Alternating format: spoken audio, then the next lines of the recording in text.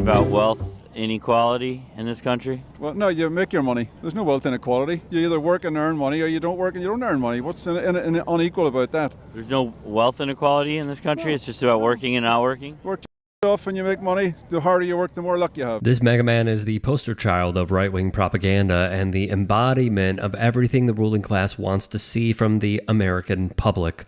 Zero critical thinking skills, zero empathy for his fellow Americans, and most importantly, absolutely zero class consciousness. Public school teachers not work that hard? Why? What do they have to do with it?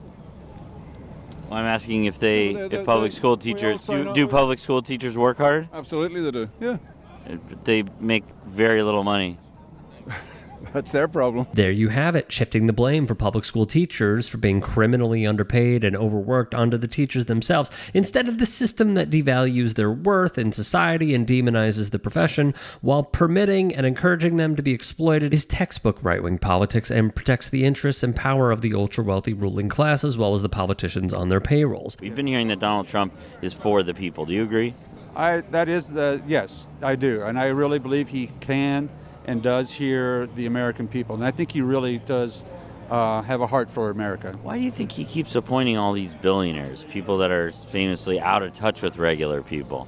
I don't know that they're necessarily out of touch with the regular people. If you can't recognize that your economic interests more closely align with a minimum wage food service worker rather than someone like Donald Trump and the oligarchs he's serving, you're selling yourself short. Well, I mean, someone like Elon Musk gets $450 billion. It's more money than you could spend in like thousands of lifetimes. Some people would say it's almost resource hoarding. You could solve homelessness in the United States with $50 billion. So to have $450 billion and just to hold on to it, it's almost hard to imagine caring about the average person if you have that much, way too much to ever spend in your life or your family's life or your kids' lives or their kids' lives or any more than you could ever possibly spend. Yeah. How could you be in touch with the regular person's mindset? No, you're right. That seems unfathomable to people like us, you and me. I can't picture what $1 billion looks like, right? Even when presented with irrefutable evidence, Davern Stiefler's argument goes right over his head. There are so many factors that go into someone falling into the right wing's trap, but their media ecosystem is largely responsible for the wholesale erosion of critical thinking and class consciousness. Baron oligarch thing that they're fantasizing about and bureaucrats, which just blows my mind. All of the misconceptions. You know, when the so-called robber barons came in for the 100 years before that, wages were like this. After this, they went like that for 100 years. Oh, when the robber barons came in, life expectancy in America was like this. All of a sudden, it went like this. I mean, there was a positive impact, and it was the oligarchs who drove that. Hey guys, quick break in the action. I have a new show coming out called The Rick Strom Show. It is going to be awesome. I'm interviewing musicians, athletes, producers, writers, journalists, authors, sports doctors. Go check it out at youtube.com/@TheRickStrom Also, be sure to throw me a follow on Instagram, Threads, Blue Sky.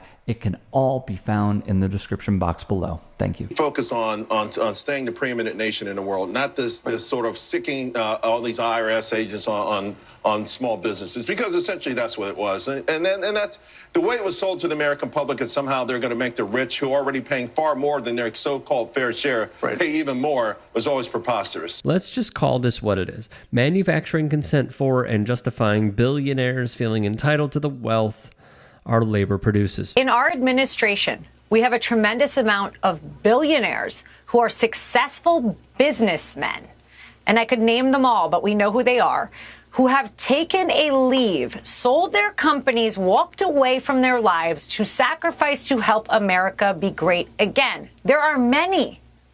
Having a small club of billionaire psychopaths directly influencing policy and ransacking our government agencies is not something to be proud of no you stand to personally benefit from this brazen plutocracy. Elon's goal isn't to run the country. His goal is it is to find waste, fraud, and abuse and streamline what government and put more money in his pocket. He posts that meme all the time of an engine going from this super complex thing to this more sleek, powerful option. That is what he is doing, and he is unleashing programmers into departments. Comedian Roy Wood Jr. was on point as usual, responding to this BS Republican talking point. I'm just here to renovate your government a little bit. This is maybe he wants to be the first trillionaire. You said he wants to line his pockets. His pockets are pretty full. $400 billion.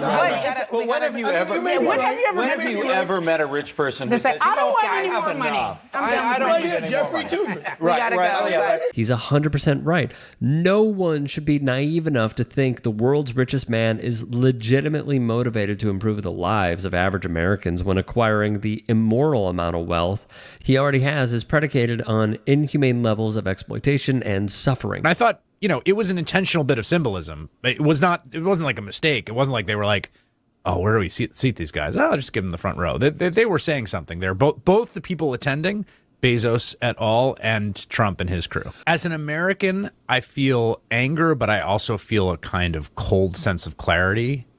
In some ways, I've actually thought that the last few weeks have been usefully clarifying. The interests of these folks are aligned with the interests of Donald Trump. And that they were working very hard to obscure that before. But I think that it's useful for everyone to see it for what it is. While Chris Hayes isn't wrong about the scenes at Trump's inauguration speaking for themselves, that cold sense of clarity hasn't struck nearly enough of our fellow Americans yet to spark any real substantive grassroots opposition to the oligarchy. We're going to need to hear a lot more of this from our elected officials if we want to preserve the crumbs of democracy we still have left. Mr. Talcove, do you know how much money a day Mr. Musk will receive from the federal government for his contracts? No. The answer is $8 million a day. Just last year, Elon Musk was promised $3 billion from close to 100 contracts with the federal government. Ms. Royal, do you know how much the average person in this country who survives on Social Security, one of our seniors who's worked their entire life, about how much they have to survive on a day? I do not. $65 a day. We're not looking into Elon Musk's $8 million a day. This subcommittee, chaired by Marjorie Taylor Greene and the House Republicans, is looking into your grandmother's $65 a day. Let me be clear. I think we would all support taxpayer savings, look into money we might needlessly send to billionaires and big corporations, find taxpayer savings, and send it back to your hardworking family. But instead, what House Republicans and the Trump-Musk administration want to do is they want to look into your kids' lunch money, your kids' teacher's salary, into your grandparents' Social Security. They want to take that money and give it out in billionaire tax cuts, and they're talking about that in committee tomorrow, in Budget Committee tomorrow. They just released their plan. So let me be clear. When Republicans talk about government efficiency in this Congress, they're not looking into billionaires who don't pay their taxes. They're not looking into billionaires who get rich off of government contracts. They're not looking into Elon Musk firing watchdogs who are supposed to keep him accountable. They're looking at cutting your public schools. They're going straight for your Social Security. They're coming straight for cancer research. They're coming straight for the Department of Education. They're not looking at big tech. They're not looking at big pharma because those people fund their campaigns. If you can and are willing, please become a paid member here at TYT Sports, and or go to tyt.com/join. In addition, you can follow me on Twitter, Instagram, and TikTok. Appreciate it. Have a great day.